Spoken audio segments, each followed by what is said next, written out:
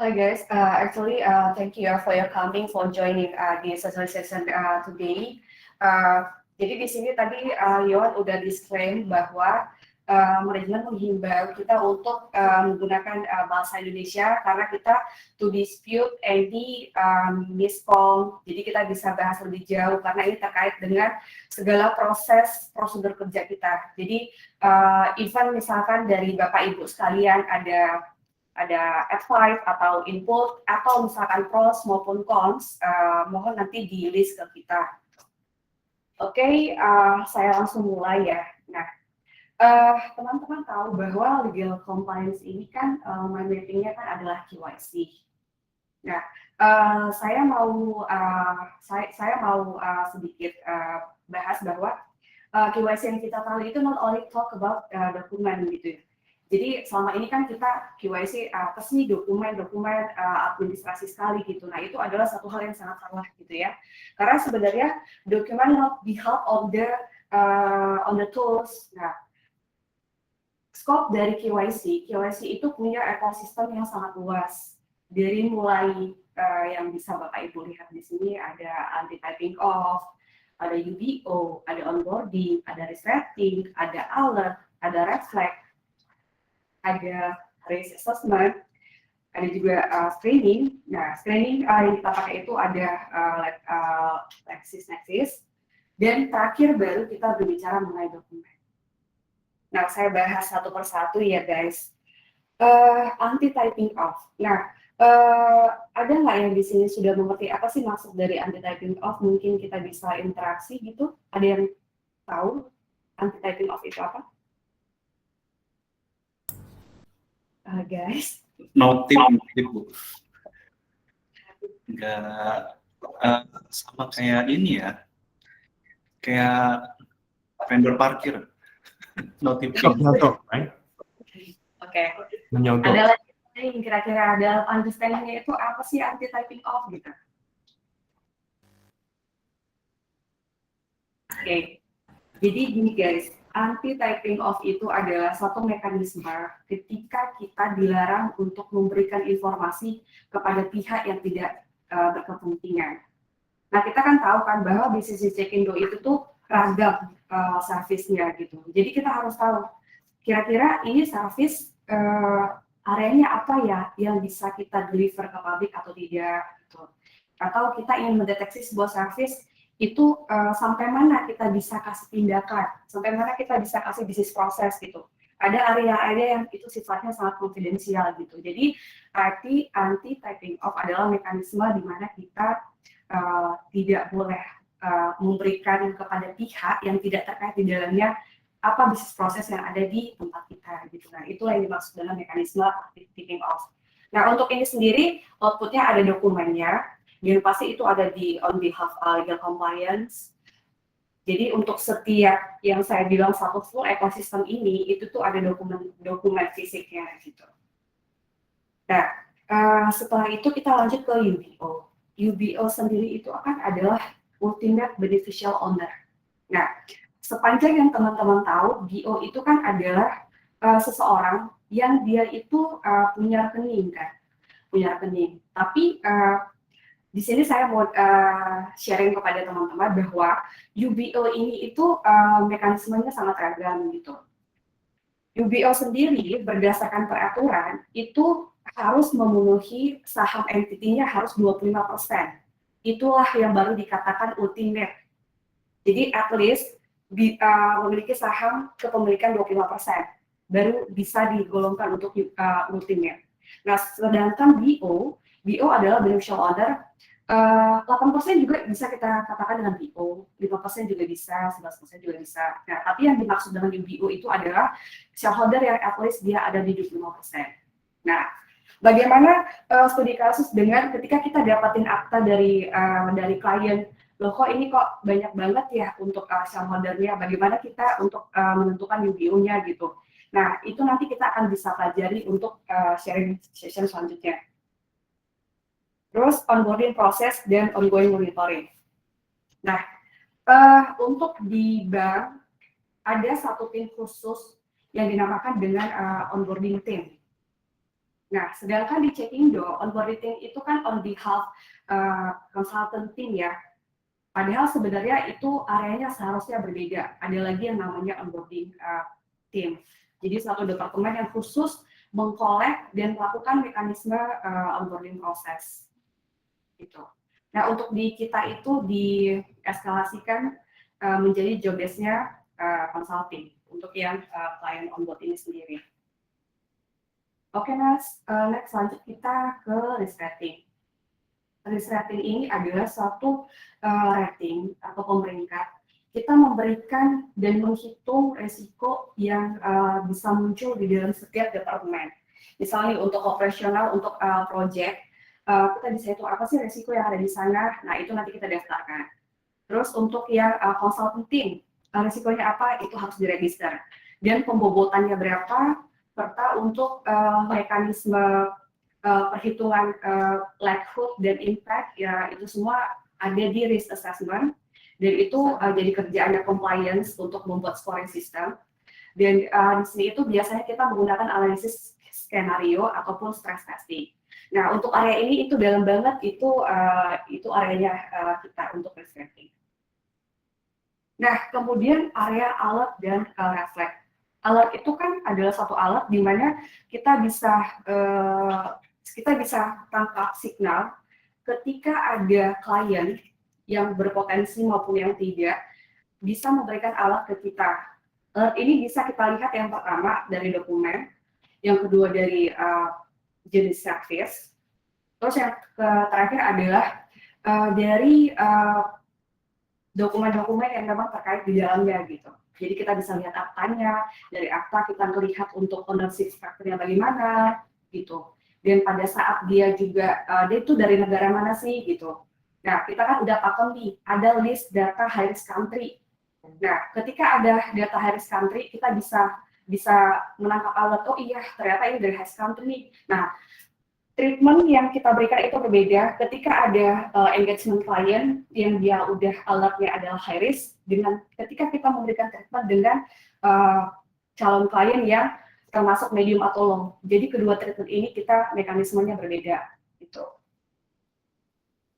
Terus risk assessment tadi sebenarnya hampir sama dengan risk rating, cuma bedanya adalah di risk assessment itu ada proses evaluasi, ada proses identifikasi, ada proses untuk monitoring. Sedangkan di risk rating kita itu pakem, jadi kita bisa melihat bobotnya itu dari selera risiko dari perusahaan. Gitu. Nah, untuk yang analisis taksis, kita semua udah tahu bahwa dari portal kita bisa generate, oh iya ternyata untuk apply visa ini ternyata ada klien yang udah banyak nih, ternyata dia pernah melakukan financial crime atau pernah melakukan hal-hal yang memang terindikasi suspek dan lain-lain gitu. Nah, biasanya kalau yang saya lihat ya, untuk screening leksis yang ada di Checkindo, itu dia mengambil data dari Generate Google. Jadi sebaiknya sebenarnya tim kita ini juga khususnya legal compliance itu punya analisa tersendiri gitu. Karena kalau misalkan kita hanya bergantung dari leksis, itu sama aja kayak kita itu hanya generate berita dari Google dan itu nggak bisa mewakili juga gitu. Makanya teman-teman jangan kesel ketika kita minta misalkan nih dokumen code of conduct, dokumen misalkan yang lain-lain gitu. Karena kita hanya ingin men-screening aja sih. Karena kan di leksis ini juga kan kita nggak tahu nih mana data-data yang open source dipercaya atau tidak gitu. Itu bercampur semua di Google. Gitu. Nah, KYC dokumen ini biasa ya. Jadi seperti yang teman-teman tahu juga di SOP kita juga kita udah provide bahwa untuk dokumen yang kliennya itu high risk, nah yang dimintakan oleh konsultan tim adalah dokumen yang memang high risk. Tapi ketika service itu on the medium or low, nah kita mintakan dokumen yang memang untuk medium dan untuk yang low. Jadi jangan copy template, service-nya ini sebenarnya low risk, jangan dimintakan dokumen-dokumen high risk gitu. Jadi jangan dimintakan dokumen yang lengkap gitu, seperti ada engagement klien yang high risk.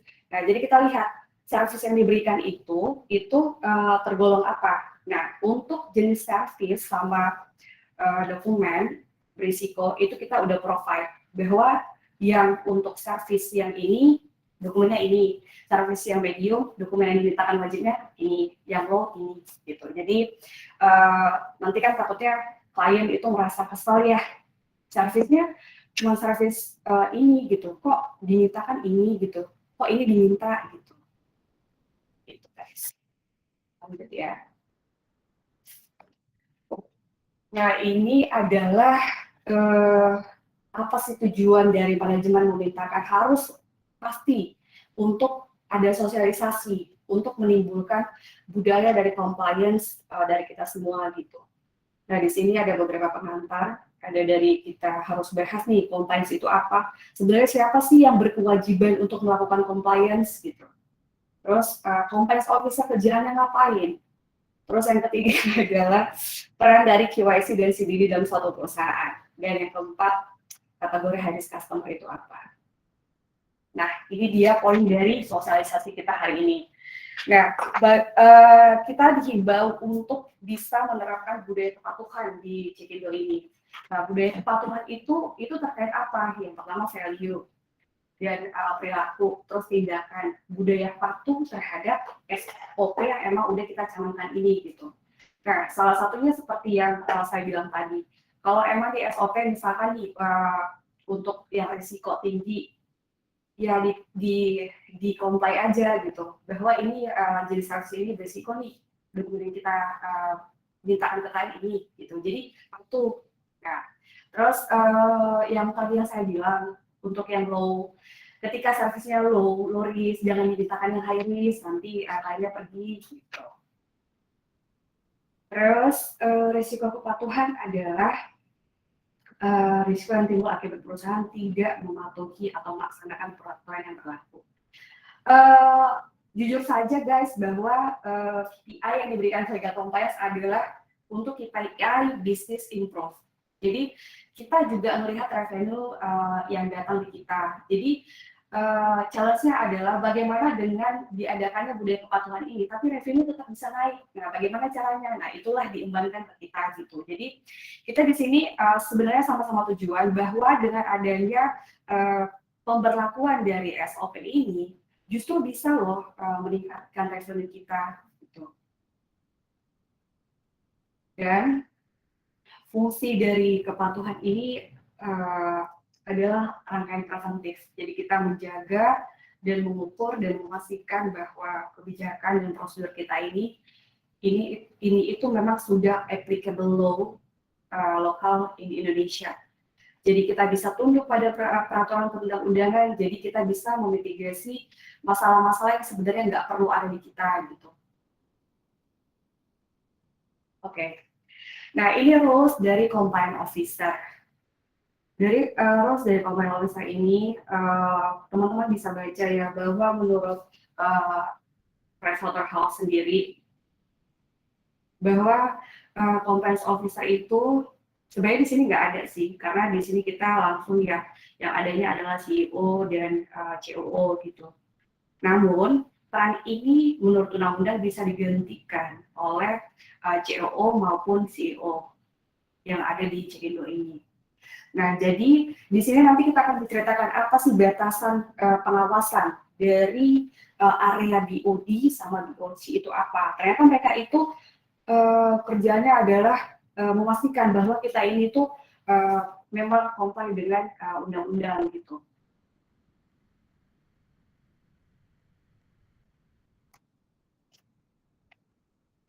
Oke, benefitnya sendiri bisa teman-teman lihat bahwa ini adalah merupakan advice guidance bagi kita untuk mekanisme kerja, terus untuk sisi advisory-nya juga gitu. Jadi misalkan kita ngerasa kayak, aduh ini gimana jalan keluarnya gitu. Nah, kembali lagi kepada advice dan guidance kita di SOP. Terus yang pastinya peran sertanya ini sendiri juga adalah untuk memitigasi. Memitigasi apa? Memitigasi dari risiko legal, risiko reputasi, dan risiko keuangan gitu. Jadi kita kan juga mengurangi ya mengurangi jumlah debt outstanding dan write off dari AMT collection kita gitu. Itu juga salah satu KPI dari kita. Jadi revenue bisa naik dan write off bisa turun. Nah, itu juga diembankan ke kita gitu. Jadi sebenarnya kita ini mendorong teman-teman loh untuk bisa tetap survive dan goals kita tercapai. Tapi kita ininya juga berjalan gitu. Oke, ini adalah prinsip pengenalan klien. Consulting team itu kan adalah garda depan ya. Garda depan berarti setidaknya not only consultant team, tapi semuanya harus tahu area scope dari KYC. Jadi KYC itu bukan kayak apa ya, dokumen, oh iya dokumen gitu, bukan. Tapi prinsip KYC ini seperti yang tadi saya utarakan di awal, bahwa ekosistemnya itu sangat luas gitu. Ekosistem pengumpulan dokumen, membentuk improving business, dan membantu untuk memitigasi isu gitu.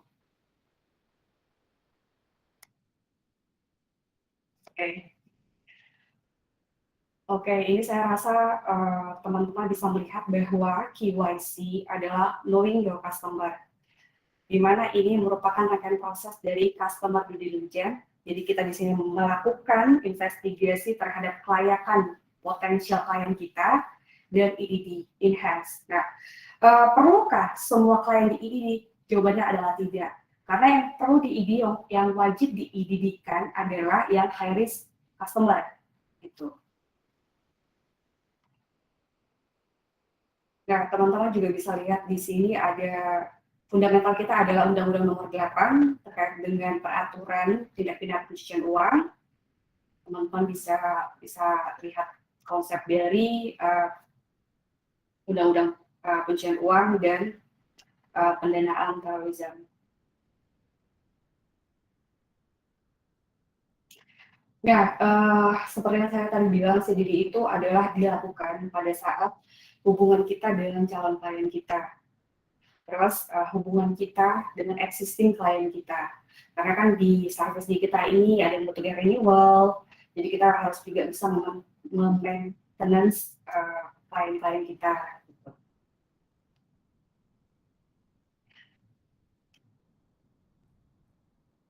Oke, ini juga teknis banget ya. Ini adalah customer profiling. Jadi kita memprofilingkan customer. Profiling customer kita ini kan kita mengukur berdasarkan juga formulasi yang kita adopsi dari INCOP bahwa untuk nge-custom sebuah profiling customer ini kita melakukan beberapa treatment gitu. Nah, ini untuk mengukurnya ada sih, kalau teman-teman mau singgah ke G-Drive-nya Legal Compliance ini ada. Jadi kita membentuk profiling dari customer. Nah, ini kan di Cek Indo nih. Nah, kalau di bank itu, kalau teman-teman pernah dengar itu limit KYC. Nah, limit KYC itu sendiri adalah limit batas penarikan dari penyetoran kita itu berapa sih? Nah, jadi kita di limit KYC kita ada di situ. Nah, ngukurnya enak nih kalau di bank. Nah, kalau di Cek Indo sendiri gimana cara mengukur customer profiling? Nah, disinilah kita mengadopsi scoring system yang ada dari INCOP. Yang itu juga kita terapkan. Nah, ini kita terapkan, itulah yang outputnya kita menentukan mana sih service yang medium, mana sih service yang low, mana sih service yang high. Nah, outputnya adalah itu gitu. Oke, ini pendekatan risk-based approach.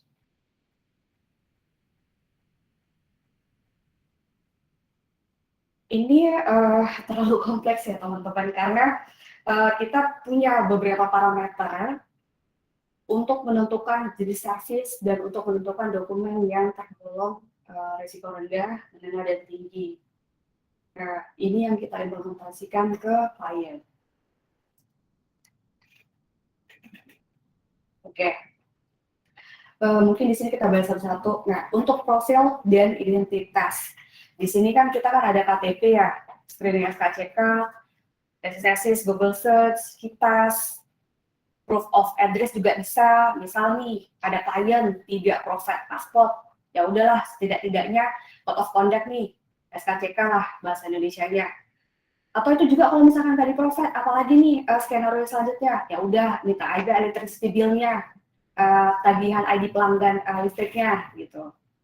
Atau misalnya lagi adalah untuk dokumen-dokumen lainnya gitu yang bisa menjadi underlying dokumennya kita. Karena seperti yang kita tadi disclaimer di awal bahwa compliance ini adalah nggak ada ini aja, nggak ada ini aja gitu. Jadi gimana caranya service bisa engage tapi tetap aman gitu aja sih. Dan untuk underlying dokumennya sendiri kita terbuka. Misalkan dari teman-teman adanya profit dokumen apa dengan klien, kita terbuka. Yang penting adalah kita dan untuk prosesnya. Jadi pernah loh dari legal compliance itu minta ini gitu. Nah itu dan jadi kita bisa meminimalis kesalahan kerja kita gitu. Jadi kita bisa menciptakan zero defect dalam mekanisme kerja kita. Jadi tidak ada lagi ada isu yang oh iya ini tuh bottleneck-nya ada di sini, bottleneck-nya ada di sini. Nah kita menghindari banget soal itu gitu. Nah kegiatan usaha atau pekerjaan klien. Kegiatan usaha atau pekerjaan dari jalan klien. Klien kita itu kan ada yang individu dan ada yang corporate. Nah, yang individu dan yang corporate nanti kita akan bahas bagaimana sih demografi dari kedua klien ini yang cocok dan bagaimana sih itu nanti kita jelaskan di slide selanjutnya. Nah, ini ada nationality atau identitas. Terus ada ownership structure. Ownership structure ini kalau bisa saya berbagi dengan teman-teman, yang namanya structure itu kan saham ya. Saham itu sendiri itu beda antara initial stock dengan yang namanya controlling stock. Ada satu jenis saham yang dia di akta dia itu on behalf-nya ini, tapi sebenarnya bukan ini. Tapi perannya di akta itu adalah controlling person gitu. Jadi di sini kita bisa membedakan antara area kontrol saham dengan yang memang initial stock gitu. Nah nanti dari itu kan kita kan melakukan analisa ya bahwa ini kok bisa ya di aktanya dia entity-nya segini, tapi ternyata di dokumen lainnya itu berbeda gitu. Kayak gitu. Jadi beda nih antara memang saham yang dia hanya pengontrol saham dengan dia memang yang punya mensetorkan kepemilikan gitu. Oke, ini informasi lainnya kedekatan dengan PEP. PEP di sini adalah political external person ya guys. Jadi ini sendiri datanya bisa kita lihat dari sumber-sumber yang terpercaya sih. Di Google juga banyak. Oke, nih high risk customer. High risk ini bisa di-hit dari 4 indikator ini. Ada profil, negara, bisnis, dan produk. Nah, ketika yang tadi yang saya bilang bahwa profil dari satu klien itu kan kita generate profiling. Ketika profilnya itu emang udah dinyatakan high, maka otomatis high. Tapi misalnya ada klien index ke kita dari negaranya high risk, bisnisnya high risk, produknya high risk. Ini perlu dianalisa karena tidak semua profil data itu bisa langsung kita katakan high risk. Negara, bisnis, produk itu bisa aja kita rubah gitu bahwa oh iya ada pandangan lain, oh ternyata ini begini nih, kita nggak boleh langsung justifikasi ini high risk gitu. Nah kembali lagi yang saya bilang, kalau negara, bisnis, produk ketika itu high itu bisa berubah turun scoringnya.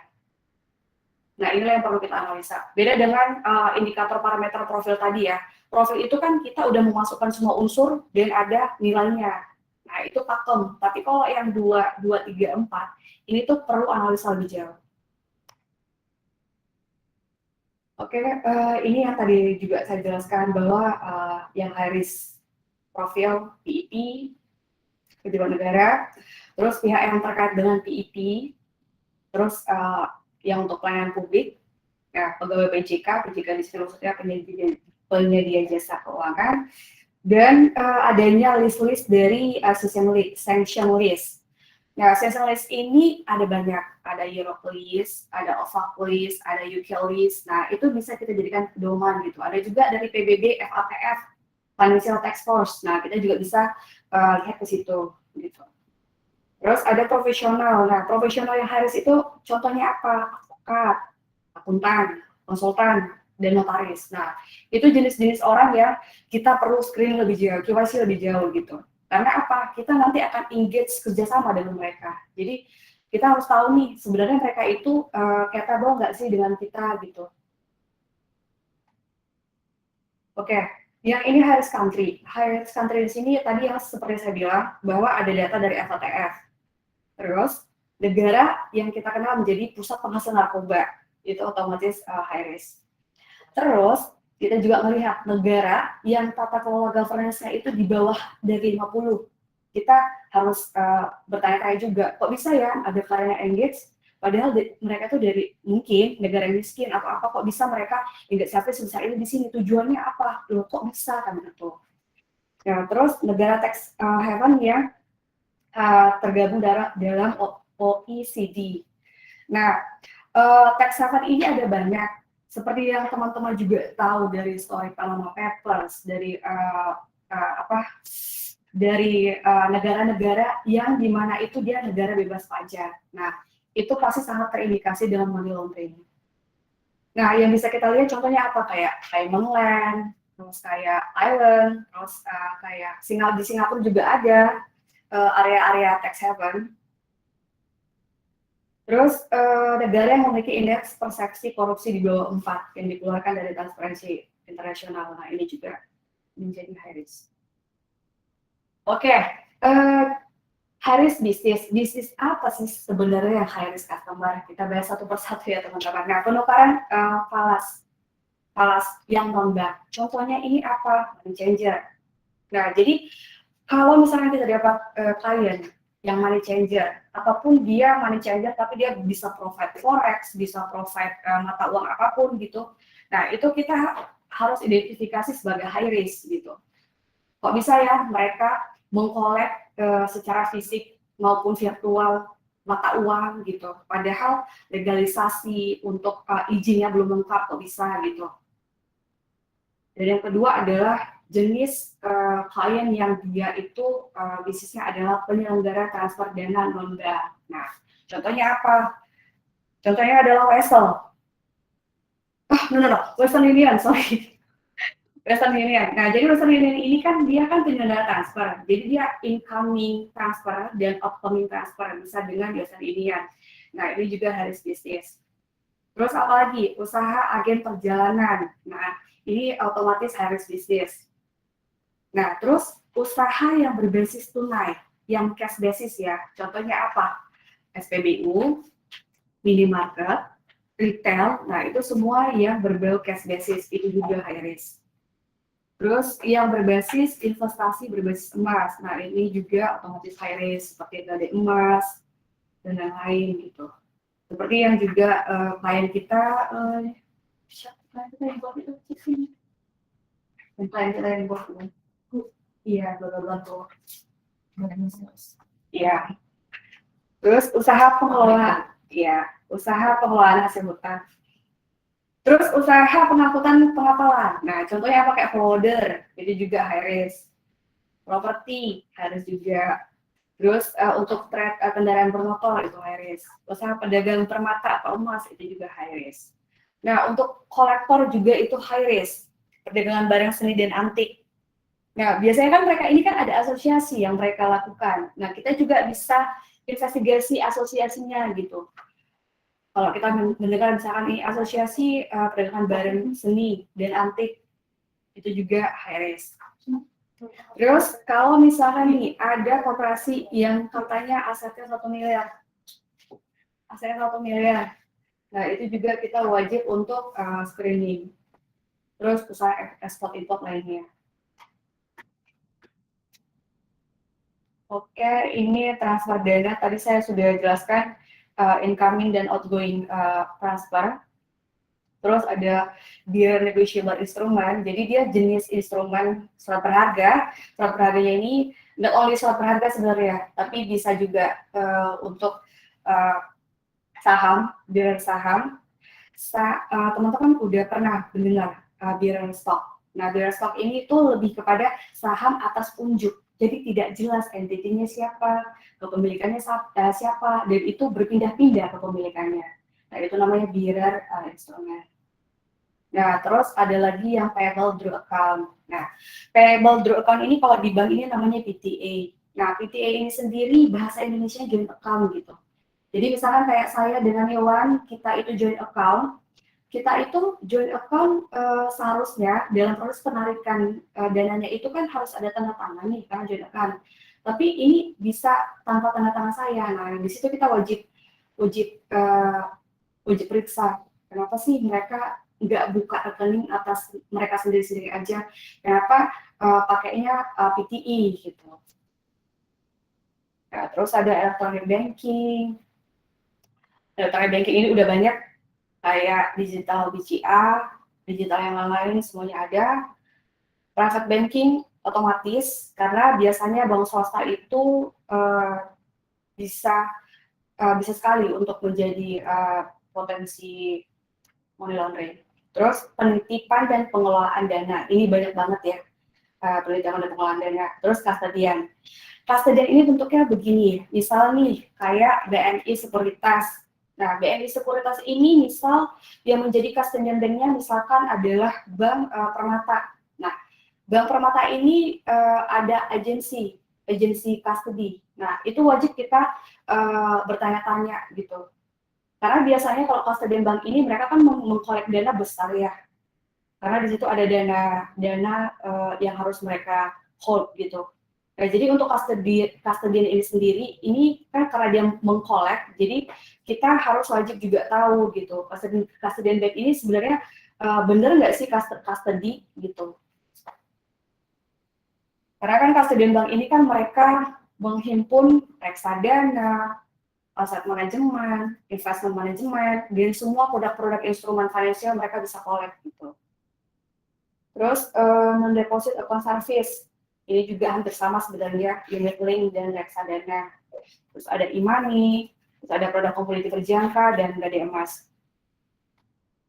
Oke, nah itu tadi brief sekilas aja sih tentang kenapa sih harus ada compliance dan kenapa sih ada ini gitu.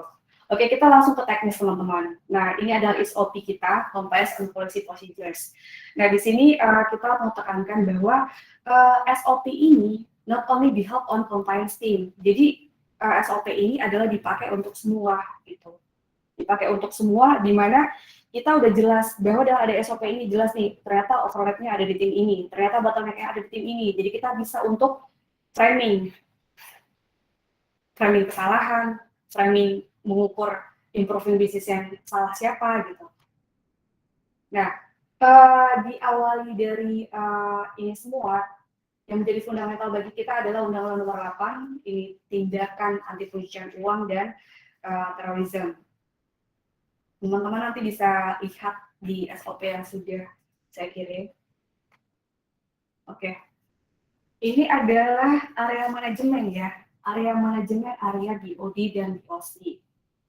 Nah, jadi compliance itu melekat banget ke BOD dan BOC. Karena kita kita mengukur banget bahwa siapa yang tidak patuh dan tidak patuh ini yang harus kita sharing dan laporkan ke manajemen.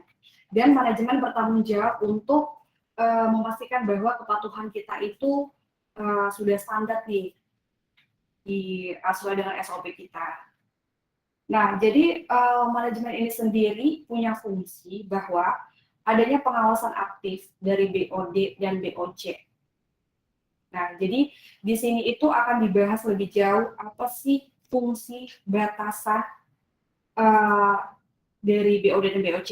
Nah, untuk lebih lengkapnya sebenarnya ada di SOP. Nah, ini ada duties responsibility dari BOD, bahwa segala ketentuan atau policy, procedures yang ada di sini itu merupakan responsibility dari mereka, bahwa ini itu udah disahkan oleh mereka gitu. Dan mereka bertanggung jawab terhadap penilaian kepatuhan dari berjalannya kepatuhan di Cipindo.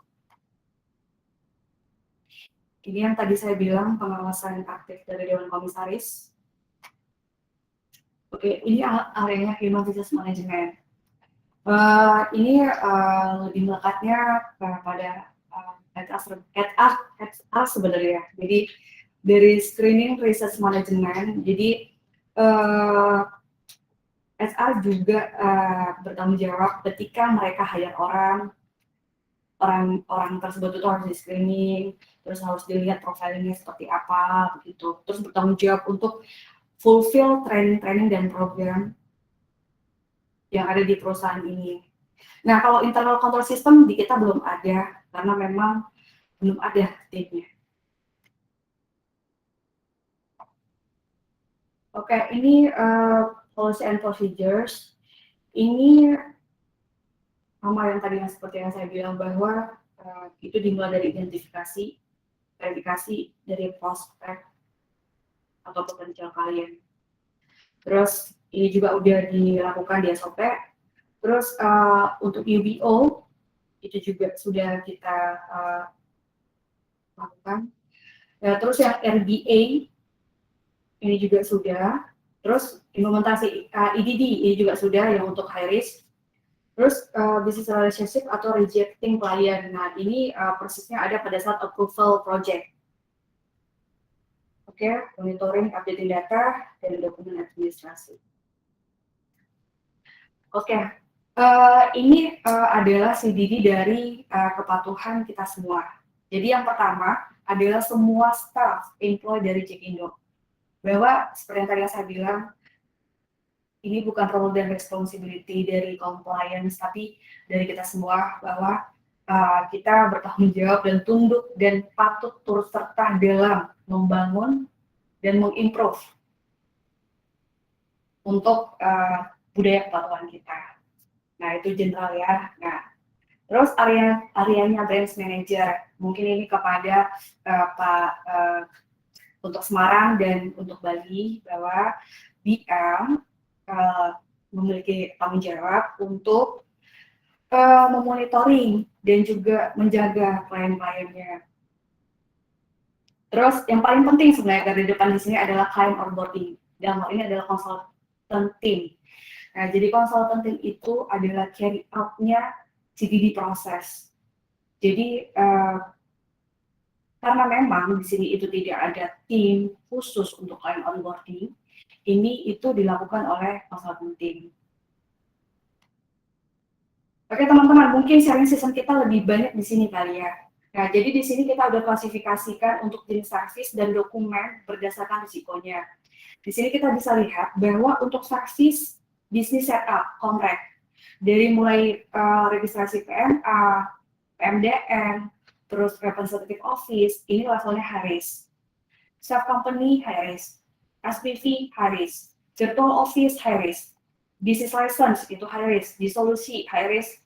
MA, regeneration itu high risk. Corporate recovery dan insolvency ini juga high risk. Nah, itu jenis untuk business setup yang high risk. Nah, untuk yang tergolong service finance dari mulai profit accounting, tax reporting, audit, TP-Doc, transfer pricing, audit. Nah, ini termasuk yang medium. Kenapa sih medium? Karena kita cuma memprovide jasa kan. Kita bukan seperti bank yang collect money. So, this is kita membuat ini adjustment-nya adalah medium. Nah, bagi teman-teman yang ingin tahu lebih lanjut, kenapa sih ini bisa tergolong seperti ini? Ini skornya ada dari teman-teman.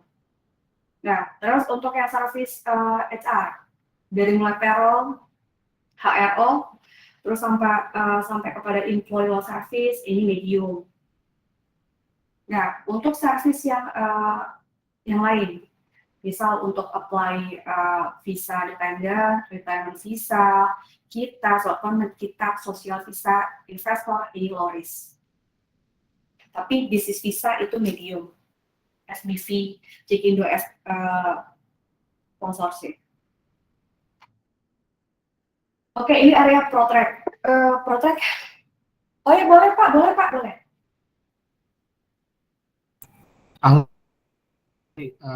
Disturb, cut it off on the middle of the.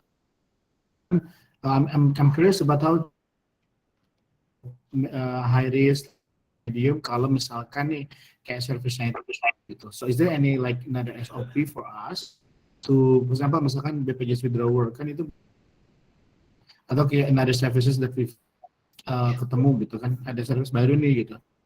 Oke, Pak, sorry, koneksi kita tadi kurang bagus, Pak. Diulang lagi pertanyaannya, Pak. Soalnya di sini nggak jelas, Pak, suaranya bergema. Boleh diulang lagi, Pak? Maaf, Pak. Lebih ke, Kok, aduh, matikan suaranya. halo. Iya, Pak. Iya, boleh diulang lagi, Pak. Oke, saya mau nanya Bu, kalau misalkan kita ada service yang baru nih, terus ada untuk identification resikonya nggak? Misalnya ada service A nih kita baru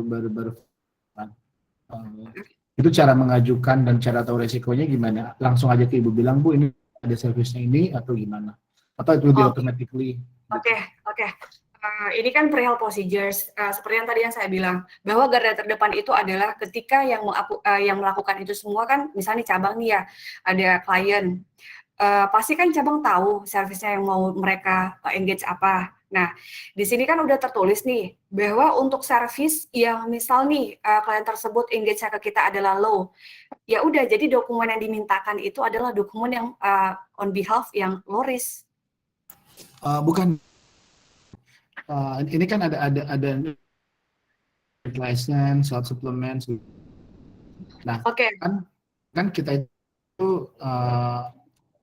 kadang kita ada klien minta servis yang malah kita belum pernah provide.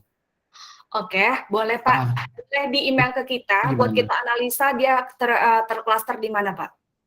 Ya itu cara ada SOP proposing analisa ininya langsung aja kan gitu. Atau Ibu dapatin dari delivery. Oke, itu di email ke kita aja Pak, biar kita analisa karena kan itu kan belum tercover di kita untuk clusternya di mana.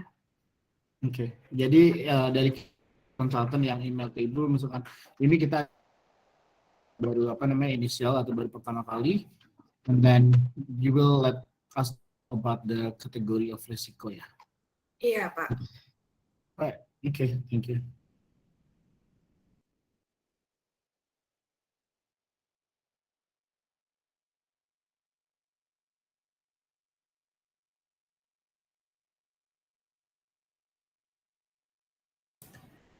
Widma, you're muted.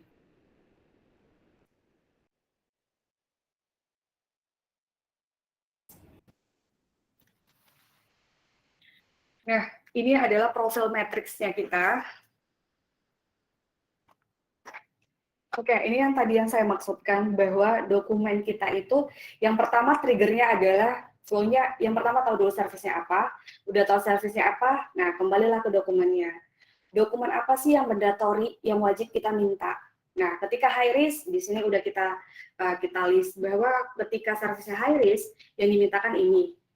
Ketika servisnya hanya medium, yang kita mintakan ini. Ketika low yang kita minta ini. Jadi jangan template, semuanya dimintakan. Begitu. Oke, ini adalah EDD. Nah, EDD ini adalah area dari kita sebenarnya, bahwa setelah kita hit bahwa ada yang high risk, kita harus melakukan EDD. EDD ini conduct by legal compliance. Di sini kita akan investigasi. Kita nanti akan memintakan data bila mana perlu. Ini case by case. Apakah kita harus perlu minta untuk balance account-nya, tax-nya, atau misalkan untuk dokumen-dokumen lainnya gitu. Nah, ini untuk ongoing monitoring. Oke. Ini internal control. Terus terang internal control tim di kita kan nggak ada ya, tapi dengan Syarif ini kita mau bilang bahwa kita juga harus punya wawasan terkait dengan ECR untuk suspect transaction. Nah, suspect transaction di sini itu yang wajib untuk menganalisa itu adalah kita. Jadi legal compliance outputnya adalah kita membuat satu dokumen STR dan itu ditandatangani oleh BOD bahwa ini klien ini benar-benar suspek nih. Nah, itu laporannya dari kita. Jadi ini responsibility-nya adalah di kita. Namun, kita kan juga butuh dari teman-teman semua. Bahwa dari teman-teman semua kan itu kan garda depan ya. Garda depan yang lebih kenal sebenarnya siapa sih klien kita ini gitu. Nah, jadi ketika misalkan itu udah suspek, itu segeralah untuk memang report ke kita gitu. Nah, trigger-triggernya atau alertnya nanti kita akan bahas lagi di slide selanjutnya. Untuk STR itu, ketika kita ini justifikasi bahwa ini adalah STR, itu adalah di slide selanjutnya. Nah, ini yang tadi saya bilang, ini scoring sistemnya kita. Nah, kita kan udah mengumpulkan tuh semua service yang ada di kita. Kita lihat dari sektor bisnisnya, kita mengambil 25 poin. Terus dari akta, kita ambil 25 poin. Terus dari shareholder capacity sama relationship with client. Nah, nanti scoringnya itu yang akan kita gunakan ketika kita ingin mengklasterkan sebuah service. Nah, ini teman-teman sebelumnya pasti udah pernah lihat bahwa ini adalah flowchart urutan flow kerja dari client onboarding untuk ad hoc service. Untuk high dan medium juga seperti ini. Nah, ini kita nggak usah bahas lebih lanjut karena teman-teman pasti sudah mengerti ketika memang dia sudah pakem dengan SOP-nya sendiri, ya udah kita project start. Tapi ketika enggak, kita reject gitu.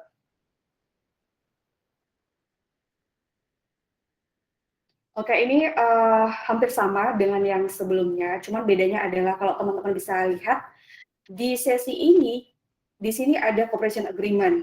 Nah, ini case by case ya. Seperti yang teman-teman juga tahu bahwa tidak semua project itu ada cooperation agreement-nya. Ada hal-hal term dan condition kita mintakan untuk cooperation agreement. Oke. Itu tadi area dari SOP compliance dan prosedur. Nah, sekarang kita masuk kepada IPPC. Kira-kira bedanya apa? Nah, bedanya adalah pada saat di SOP itu kan lebih konseptual tuh. Konseptual teori kita yang seharusnya bagaimana. Nah, ini lebih kepada implementasi, petunjuk teknis. Oke, money laundering dan CTF. Money laundering dan CTF ini kita harus bedakan teman-teman.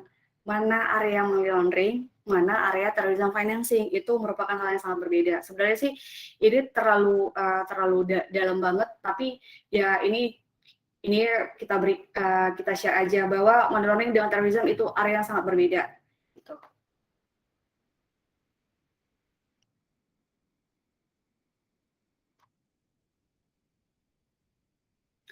Nah, ini yang saya bilang bahwa untuk penerapan APU PPT ini, APU PPT anti pencucian uang, pendanaan terorisme. Yang pertama ada tugas dan tanggung jawab direksi dan pengawasan komisaris. Terus yang kedua ada kebijakan prosedur tertulis. Yang ketiga ada aspek manajemen risiko, manajemen SDM yang tadi saya bilang HR, dan sistem pengendalian internal. Ini kita tidak ada ya. Nah, ini money laundering. Nah, money laundering ini tahapannya ada 3. Placement, layering, integration. Nah, untuk lebih jelasnya ini udah kita buatkan bahwa untuk placement itu sendiri, dia memasukkan dana hasil tindak pidana ke dalam sistem keuangan. Jadi, dia buka-buka account di beberapa account, dan kemudian dia lanjut ke tahapan layering, dia menyamarkan, menyembunyikan dana-dana tindak pidana, dan kemudian mengintegrasikan. Mengintegrasikan itu maksudnya adalah memasukkan dana hasil tindak pidana ke dalam kegiatan legalnya, gitu. Nah, modusnya apa? Nah, pada di level placement, modusnya adalah dia merubah currency. Terus setelah itu, dia memecah nominal dan memindahkan cash dan melakukan setoran tunai. Nah, pada tahapan placement, inilah yang modus-modus yang dilakukan. Nah, terus pada tahapan layering di sini adalah ketika klien tersebut sudah melakukan transfer, tarik tunai, dan memecah-mecah transaksi. Jadi transaksi misalkan transaksi 500 juta nih, dia pecah-pecah, nanti jam segini dia transfer jam segini, terus jam segini dia transfer jam segini gitu. Nah, inilah ada di area layering. Nah, integration modusnya apa? Nah, modusnya bisa kita lihat dari transaksi fiktif gitu. Jadi dengan contoh nih, kita ngelihat klien dia kasih bukti laporan penjualannya dia, tapi sebenarnya nggak ada proses bisnis di dalamnya, tidak ada penjualan di dalamnya. Jadi transaksinya adalah transaksi fiktif. Oke, ini adalah framework policy. Nah, ini adalah ujung-ujungnya. Nah, ujung-ujungnya bahwa IPPCC ini adalah harus dilakukan dan memang kita harus tunduk serta patut untuk prevent financial crime. Oke, ini adalah komitmen. Nah, komitmen di sini adalah dari employee training dan edukasi. Nah, ini sudah jalan kan di kita, di conduct by HR. Contohnya apa? Adanya LMS, nah berarti kita sudah comply. Adanya webinar, berarti kita sudah comply. Oke, ini juga yang tadi saya bilang, ini adalah area compliance, melakukan pengukuran, ada impact, ada likelihood. Nah, impact ini adalah seberapa besar impact dari risiko itu terjadi. Nah, kalau likelihood itu adalah frekuensi, seberapa sering kesalahan itu terjadi. Misal, untuk kesalahan legalisasi contohnya, di identitas akta dia tersigning di mana, tapi company ini adanya di mana. Nah, itu kan merupakan kesalahan risiko legal gitu. Terus kita juga ada area pemantauan. Nah, pemantauan di sini itu kita harus memantau dan kita harus melihat proses identifikasi dan pengendalian. Ini bisa didapat dari bisnis prosesnya klien. Oke, terus ada area identifikasi, kita melakukan update peraturan. Ini juga udah berjalan, bahwa seperti yang kita tahu dari Pak Edi sendiri kan ini udah berjalan nih, bahwa kita harus merefresh segala bentuk peraturan. Nah, di tahap ini kita udah berjalan. Nah, pengendalian ini yang tadi saya bilang, kalau dalam skema pembuatan kebijakan kita sudah, prosedur juga sudah, tapi kontrol kita sejauh ini sih belum ada. Untuk internal kontrol kita belum ada.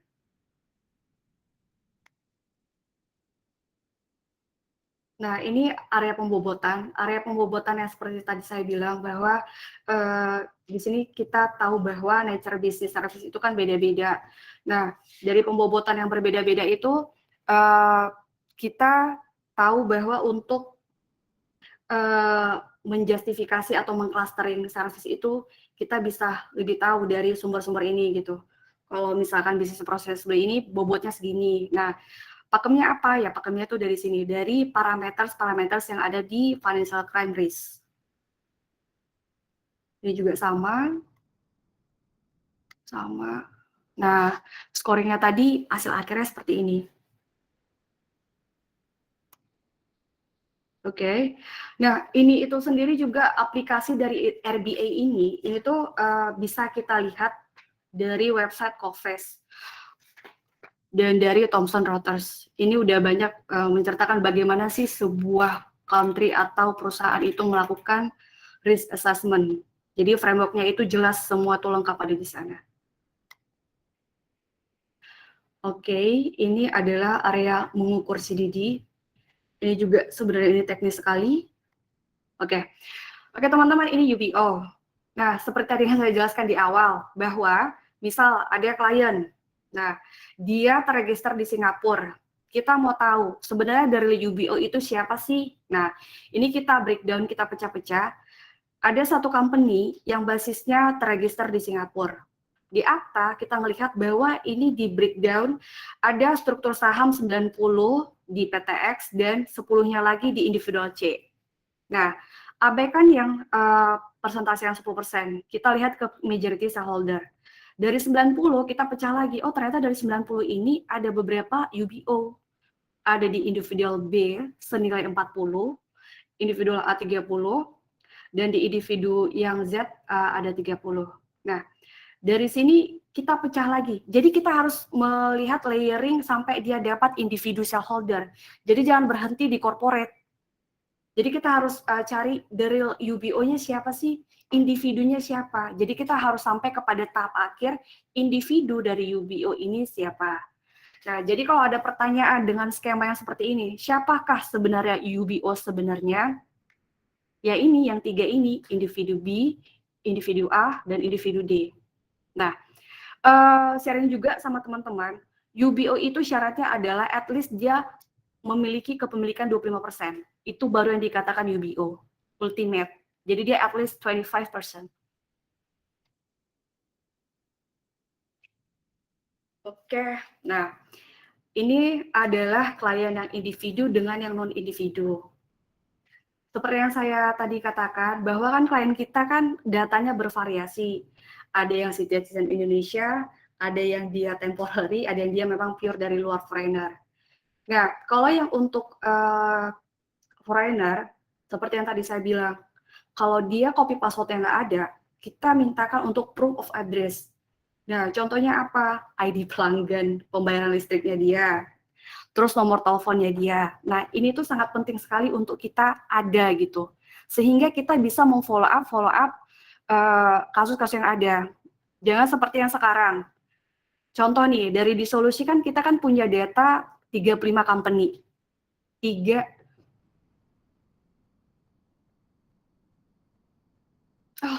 oke. Sebentar, ada yang bertanya. Oke, Pak, boleh, Pak. Sorry Bu, mau nanya, ini ada orang luar yang belum di Indonesia nggak? Kan maksudnya kalau dia buat PMA kan dia belum punya resident justru, dan dia bukan corporate. Bali itu kan banyaknya itu klien individual kan, walaupun atau engage sama kita tuh, tapi dia duluan entrepreneur gitu. Jadi kayak memulai bisnis di Bali. Itu.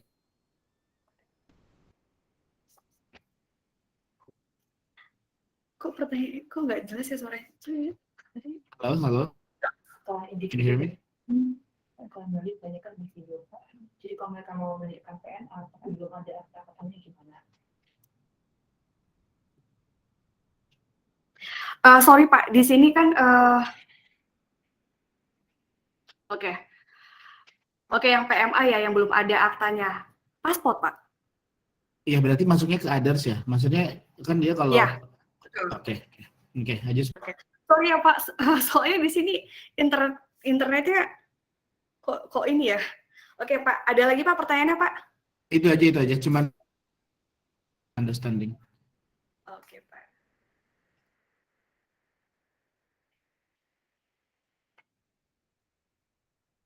Oke, kita lanjut ya teman-teman. Nah, jadi untuk menjaga data klien itu sangat penting. Seperti tadi yang saya belum bilang ya. Nah, untuk yang isu yang sekarang, kita itu harus mensolusi 35 company. Yang bisa diproses itu cuma 20, 15 lagi nggak bisa. Karena apa? Klien as shareholder. Nah, ini tuh challenge banget bagi kita bagaimana ya untuk memfinalisasi Disolusi 15 lagi itu klien as shareholder. Nah, jadi kita mengurangi kejadian-kejadian seperti ini gitu. Jadi paling tidak kita punya satu data yang bisa kita follow up untuk kita bisa lakukan proses ke depannya gitu. Jadi sangat penting sekali untuk menjaga paling tidak ada keep dokumen di kita. Apakah itu apa aja boleh, yang seperti yang saya bilang, event itu ID listriknya juga oke, teleponnya juga, nomor teleponnya juga oke. Nah, untuk yang individu, ini kita udah buat jelas bahwa untuk corporate, ini tuh list yang bisa kita mintakan. Dan untuk yang sifatnya partnership, ini. Untuk bentuknya foundation, yayasan. Nah, ini yang bisa kita collect data gitu.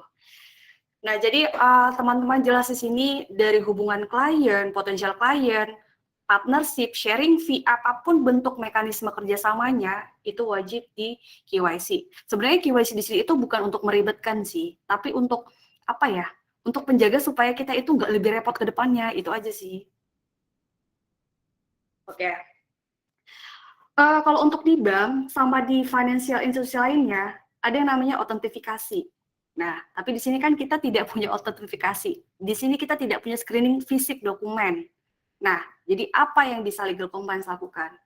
Nah, di sini kita coba untuk satu, kita keep fisik dari akta salinan paling tidak kita menjagalah data kita 10 tahun terakhir. Aduh, ya ampun. Oke, 10 tahun data tahun terakhir. Nah, jadi ya kita lakukan ini semua autentifikasi ini kita lakukan manual karena kita belum punya sistem, kita belum punya screening fisik dokumen juga. Oke. Nah, ini juga ini teknis sekali, ini metode pengukuran. Oke. Nah, ini juga teman-teman sudah tahu ya bahwa di portal itu kita juga bisa follow up untuk setiap field yang kosong. Jadi dimohonkan juga untuk kebaikan kita bersama. Untuk setiap tools repository yang masih kosong, mohon di-upload aja. Nah, ada misalkan dokumen yang ini kira-kira dokumen apa ya, ini penting nggak penting, udah upload aja gitu. Nah, dari situ nanti kita akan ada investigasi treatment lebih lanjut. Ini sebenarnya kok begini sih dokumennya, jadi kita bisa untuk melakukan KYC lebih cepat gitu. Oke, ini license access. Nah, ini adalah kontrol untuk kita melakukan semua bisnis proses tadi. Secara lengkapnya, ini sudah kita buat di SOP, bahwa setiap tindakan itu ada form. Nah, ada form yang fulfill itu areanya konsultan, ada juga yang kita. Di sini ada banyak form ya. Oke, ini license access.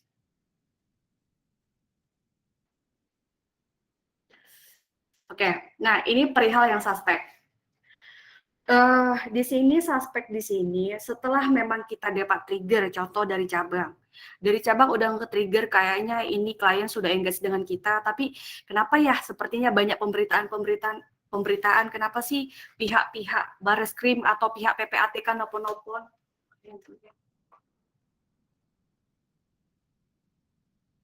Oke, nelpon-nelpon. Nah, kalau misalkan udah ada trigger seperti itu, kita dimohonkan untuk nge-submit form STR. Nah, form STR ini nanti kita akan berikan berupa template untuk mengisi form dari suspek ini. Nanti kita akan buat form template lah untuk STR ini sendiri dari mulai nama kliennya, terus hasil analisa dari cabang, kenapa sih ini terindikasi suspek, kira-kira apa gitu analisanya.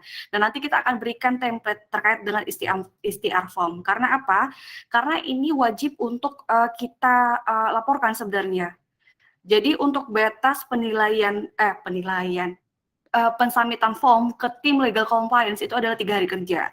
Misal di Bali menemukan adanya sepertinya ini kayaknya klien kita ini kayaknya terindikasi teroris nih. Nah, itu nanti dengan template itu diisi, yang isinya adalah analisa review. Nah, itu disubmit ke legal compliance. Karena kita dan itu batasnya adalah 3 hari kerja. Karena kita membutuhkan waktu untuk menganalisa dan kita minta tanda tangan BOD. Nah, itu yang akan kita yang pakemnya yang harus dilakukan gitu.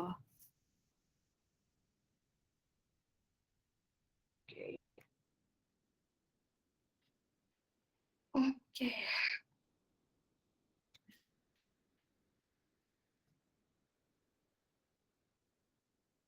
Oke. Nah, ini sebenarnya yang untuk saat ini sebenarnya ini area INCOP ya. Nah, kalau di INCOP sendiri itu mereka sudah punya dan mereka mengharuskan employee mereka itu untuk di screening LexisNexis. Nah, itu di INCOP. Nah, di kita sepertinya tidak usah begitu karena itu akan terlihat ini banget tidak sesuai lah dengan selera resikonya kita. Mungkin di INCOP itu bisa kolaboratif ya antara employee, manajemen itu bisa lebih support untuk melakukan suatu tindakan. Namun kalau di kita sepertinya kita tidak perlu untuk employee juga di screening by LexisNexis. Jadi kita cuman nge-screening service aja. Oke, nah area legal compliance itu, nah ini yang saya bilang dia merupakan the second line yang bertanggung jawab kepada BO dan BOC, bagaimana improving bisnis dan tingkat kepatuhan kita. Kita ada di second line. Di sampingnya ada audit. We have no audit team, we have no internal communication team. Oke, record copying ini yang tadi sebenarnya saya sudah bahas bahwa sebuah perusahaan itu wajib untuk melakukan record and keeping. Nah, di sini kita buat 10 tahun. Jadi, data-data 10 tahun bisnis berjalan, kita wajib jaga. Dari mulai salinan, akta, terus perjanjian kerja, agreement, segala macam. Nah, itu kita harus jaga selama 10 tahun terakhir. Oke, ini adalah lampiran-lampiran. Di sini ada RF form. Ini adalah area compliance. Oke, ini juga. Oke, ini yang tadi, yang UBO.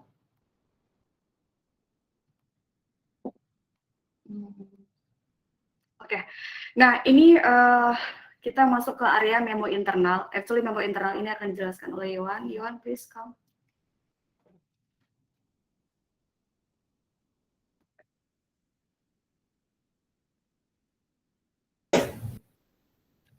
Oke. Jadi topik kali ini itu tentang memo internal ya. Memo internal dan risk register profile itu akan efektif berlaku pada hari ini tanggal 23 Februari. Jadi setelah sosialisasi ini kita akan ada memo internal dan risk register profile. Jadi apa sih memo internal itu? Memo internal ini sebelumnya Cekindo belum ada ya. Jadi ini perdana, benar-benar baru pertama kali ada memo internal. Memo internal itu adalah pesan singkat yang dibuat masing-masing manajer, misalnya mau notifikasi atau pemberitahuan, yang sifatnya itu perlu diberitahukan kepada CEO, COO, consulting department, pokoknya itu adalah antar department seperti itu. Contohnya,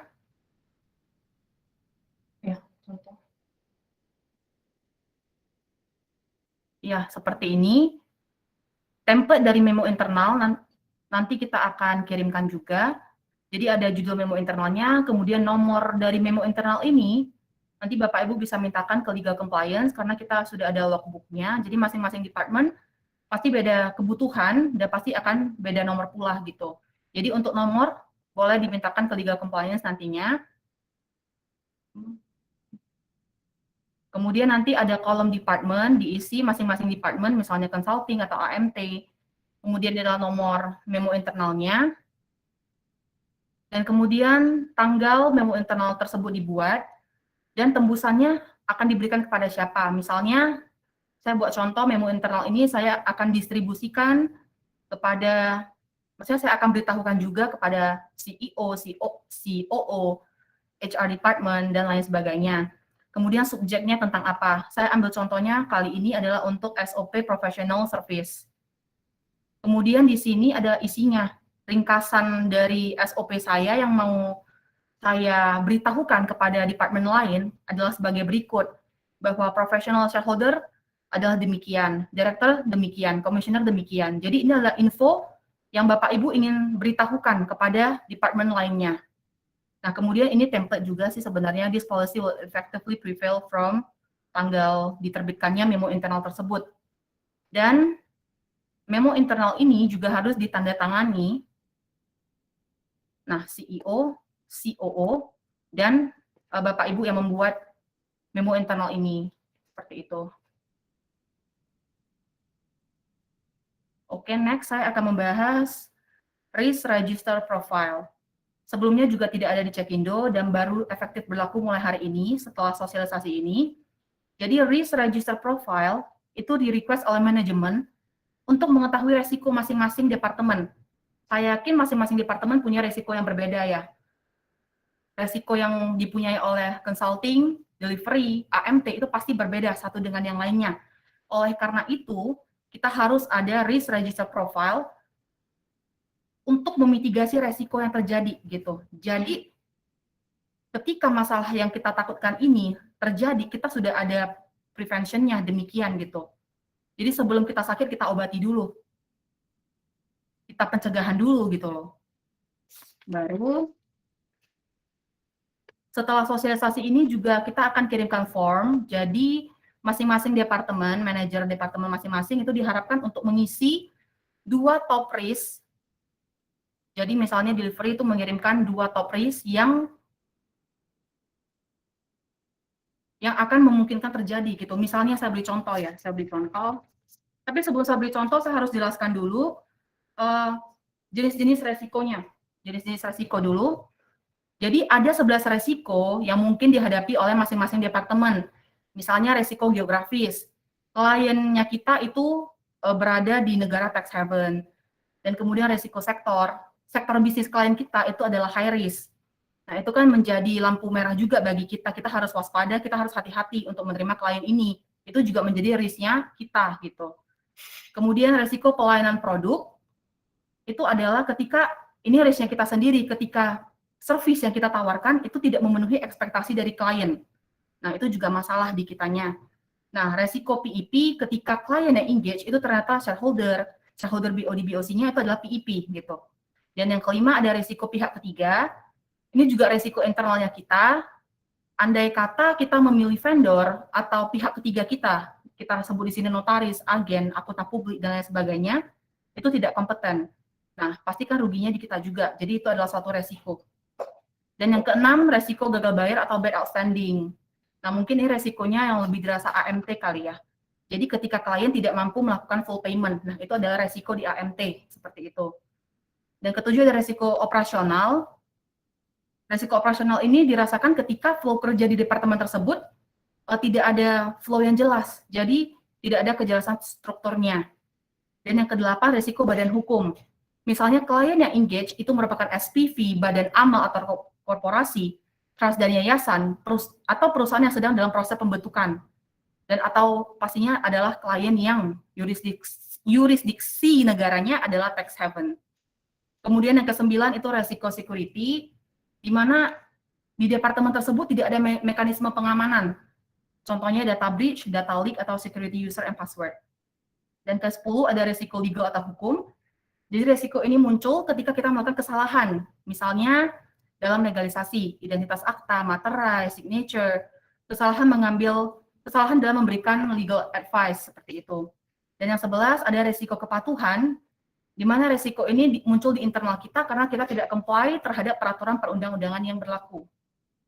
Seperti itu. Jadi kalau saya berikan contoh untuk resiko compliance misalnya, itu ada 2 yang top risk-nya. Yang pertama kita masuk ke poin yang 10 dan 11, top risk-nya kita. Untuk yang 10, poin risk legal atau hukum, itu yang mungkin dihadapi oleh Departemen Compliance dan harus kita mitigasi adalah berupa pemakaian materai misalnya. Kan aturan sekarang kita memakai 10.000. Aturan sekarang memakai materai 10.000. Tapi sampai saat ini misalnya kita masih memakai materai 6.000. Itu juga memunculkan suatu resiko. Dan kita harus memiliki mitigasi resikonya terhadap masalah tersebut. Dan yang kedua misalnya kemungkinan kesalahan legalisasi dokumen. Dan itu juga memunculkan resiko dan kita harus prevent kan. Jadi kedepannya itu harus bagaimana agar tidak terjadi lagi hal seperti ini gitu. Dan yang kedua saya juga masukkan risiko kepatuhan. Nah, risk yang kepatuhan ini itu ketika perusahaan tidak mematuhi atau tidak melaksanakan peraturan perundang-undangan. Jadi yang saya masukkan di risiko kepatuhan itu adalah misalnya klien yang menggunakan profesional kita, tetapi ketika ada perubahan akta, capital injection, atau lain sebagainya yang membutuhkan akta perubahan, itu tidak ada notifikasi ke kita. Nah, itu akan merugikan kita, makanya kita perlu suatu mitigasi resiko sebelum hal ini terjadi, seperti itu. Dan yang kedua, ketika misalnya staff compliance tidak melakukan update dokumen atau pengecekan KYC secara periodikal. Jadi itu yang saya sebutkan adalah 2 top risk yang dirasakan oleh, yang akan dimitigasi oleh compliance team, seperti itu. Jadi nanti setelah meeting ini, Bapak Ibu diharapkan juga untuk memberikan masing-masing resiko, 2 resiko yang dirasakan di departemen masing-masing. Seperti itu.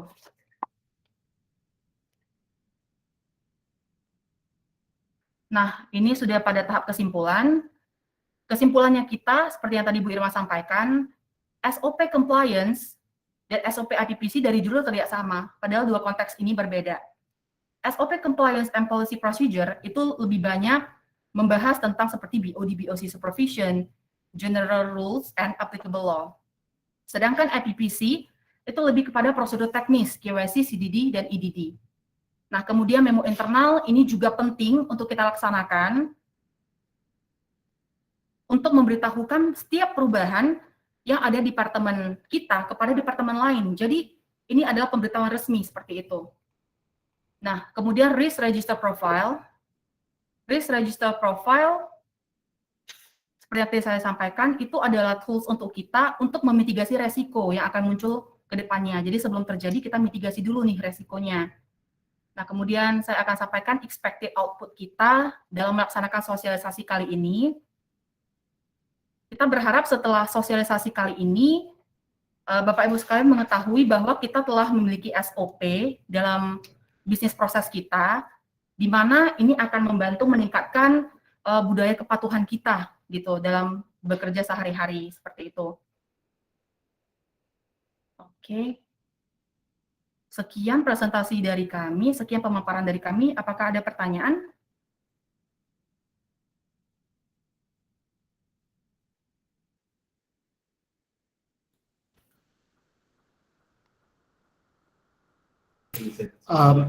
No. Halo. Iya Pak, iya Yas. Ibu, ya maksudnya kayak overall process of KYC di portal atau automatically kan? Nah, karena kalau itu ada sistem yang otomatis gitu kayak kita atau KYC langsung kontak ke Ibu sebagai compliance manager. Pak, maaf, suaranya putus-putus di sini, Pak. Iya. Nggak kedengaran, Pak. Boleh diulang, Kak, Pak? Oke.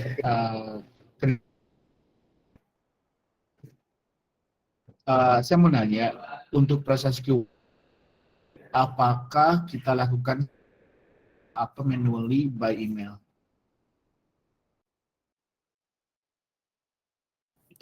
Oke Pak, pada dasarnya KYC itu sendiri sifatnya pasti ada yang sistematik, otomatis, and then manual. Nah, kalau untuk yang otomatis itu kan kita dapat dari portal ya. Di portal itu sendiri kan ketika kita udah input data-data klien dan udah ada engagement service, itu kan udah ke-generate secara otomatis bahwa ini itu sudah terjudgment bahwa oh ini medium. Nah, kalau kita lihat di portal sudah ada sistem yang seperti itu. Nah, namun seperti yang tadi kita sampaikan bahwa untuk KYC ini sendiri not only talk about the document, karena dokumen itu pada dasarnya tidak bisa kita autentifikasi itu benar adanya atau tidak gitu. Nah, jadi saat memang kita tahu bahwa di portal misalkan nih dari Bali ataupun dari Semarang ada engagement service seperti ini gitu. Ya, teman-teman dengan adanya SOP tadi udah tahu kan bahwa untuk yang high risk itu dokumen wajibnya ini. Nah, ketika itu memang kita rasa sudah pakem, ya sudah bahwa itu sudah berjalan. Nah, tapi kan kita tetap pengecekan. Jadi untuk di legal compliance sendiri kan untuk job description sendiri adalah melakukan KYC. KYC di sini kan kalau untuk dia mekanisme upload data itu sudah ada. Itu dilakukan oleh Mas Haris ya. Nah, itu sudah kalau ke dalam konteks dokumen. Tapi untuk analisa lebih lanjut itu kan itu kembali ke kita. Kita harus mengecek dong. Jadi legal compliance itu mengecek. Misal ada klien yang engage, itu sebenarnya harus ada disertakan akta perubahan karena sudah harus dilakukan akta perubahan. Ternyata yang masih ada masih akta yang pertama. Nah, disinilah diperlukan peran serta legal compliance untuk melakukan pengupdatean data, terus pengupdatean profiling klien. Nah, disinilah peran responsibility kita gitu, Pak. Jadi kalau dikatakan apakah KYC berjalan secara otomatis dengan manual? Both. Gitu, Pak. Oke, noted. Thank you. Is there any question, input or advice, guys? Nanti kita akan berikan untuk template STR, itu yang pertama. Terus yang kedua adalah template STR, terus yang kedua adalah template untuk pelaporan risiko risk register tadi, karena kita harus melaporkan wajib ke manajemen untuk periodical. Nah, periodical di sini itu saya tidak tahu nih manajemen yang membuat semester atau per tahun, karena kan kita mengikuti juga ya untuk update proses service di dunia ini. Bisa saja besok-besok ada service baru, kita nggak tahu ini mekanismenya kemana gitu. Nah, jadi kita nggak tahu apakah semesteran ataukah tahunan, tapi kita wajib menyertakan untuk risk register itu. Nah, yang kita berikan nanti ke teman-teman itu adalah risk register template, itu teman-teman wajib isi. Namun untuk yang Excel makronya itu kerjaannya compliance aja. Bagaimana melaporkan itu dan bagaimana kita untuk memonitoring lebih lanjut gitu. Cuma dari teman-teman adalah hanya mengisi untuk template risk register tadi. Nanti next after this kita akan kirim.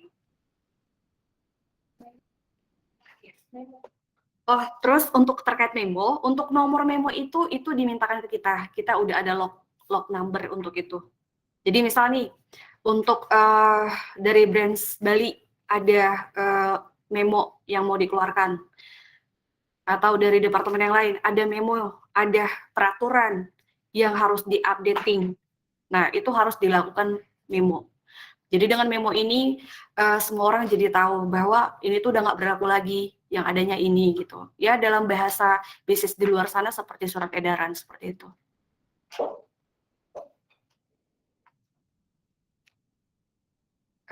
Teman-teman, ada pertanyaan lain lagi kah? Kalau tidak ada, we have to close because we have to continue our next activity.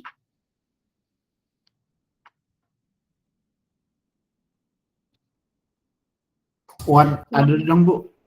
Kenapa Pak? Adendum? Iya Pak, kenapa dengan adendum Pak? Ada dong satu lagi. Mau nanya, ini berarti sama all the staff atau Kita nggak dengar ya? Iya, nggak dengar. halo Bu? Bu, Iya Pak, kenapa Pak? apakah sosialisasi akan dilanjutkan ke semua ini aja? Oke. Jujur saja Pak, untuk list partisipan itu yang buatkan adalah Pak Fitvan. Saya juga kemarin ada teman-teman yang menanyakan, loh saya kan nggak tim leader, kok saya diikutkan? Ya saya tidak tahu Pak, saya tidak tahu Mbak, bahwa ini data yang orang-orang harus ikut, ini gitu. Nah, jadi kita berdasarkan undangan dari Pak Fitvan saja, bahwa yang wajib ikut ini itu. Nah, responsibility ketika kita ingin mendelivery ke staff kita, ya itu ya kerjaan kewajiban kita gitu Pak. Dari sini, with all the people here ya. Iya, kemarin juga saya sudah men-sharingkan kepada manajemen, kenapa nggak all employee gitu. Tapi ya, list partisipan kita dapat dari Pak Fitvan. I don't know bagaimana Pak Fitvan mengconsideration ini semua, tapi ya kita eksekusi aja gitu Pak. Oke.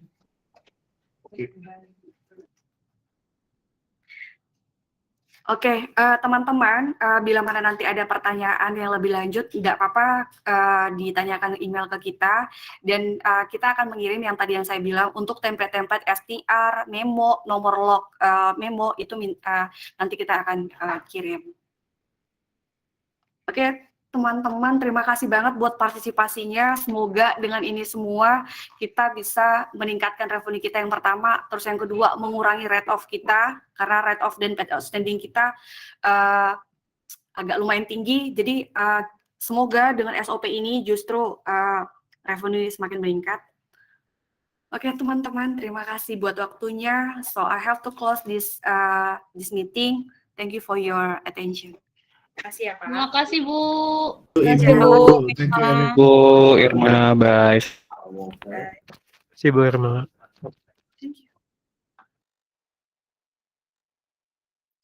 Terima kasih Bu dan tim. Thank you.